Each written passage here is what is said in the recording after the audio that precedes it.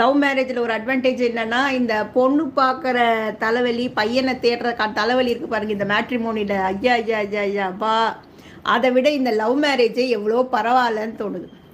நான் ஒரு காலகட்டத்துக்கு பேரண்ட்ஸே அந்த லெவல் போயிடுறாங்க, ஏன்டா ஒரு லவ் பண்ணி தொலைச்சிருக்க கூடாதா அப்படின்னு சொல்கிற அளவுக்கு இருக்குது இந்த arrange marriage. Arrange marriage is not that much easy.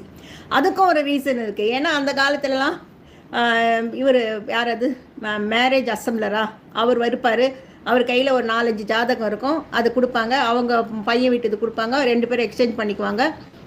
ஒரே ஒரு ஃபோட்டோ கொடுப்பாங்க, அது நம்மளுக்கு பிடிச்சிருந்தா ஓகே, ஃபர்தராக அவரே நடுவில் இருந்து எல்லாத்தையும் பேசிட்டு ஓகே பண்ணிவிட்டு கமிஷன் வாங்கிட்டு கல்யாணம் பண்ணுறோம். 2 பேர் வீட்லேயும் கமிஷன் வாங்குவார், கல்யாணம் முடியும். ஸோ சாய்ஸஸ் கம்மி, கரெக்டுங்களா? ஸோ 5 ஜாதகம் வந்தால் பெரிய விஷயம், அப்படி இல்லைன்னா 10 ஜாதகம் வரும், அதுக்கு மேலே கிடையாது. ஸோ சாய்ஸஸ் கம்மின்றதுனால செலெக்ஷன் ஈஸியாக இருந்தது. ஆனால் இப்போல்லாம் மேட்ரிமோனி சைட் அப்படின்னு சொல்லிட்டு நம்ம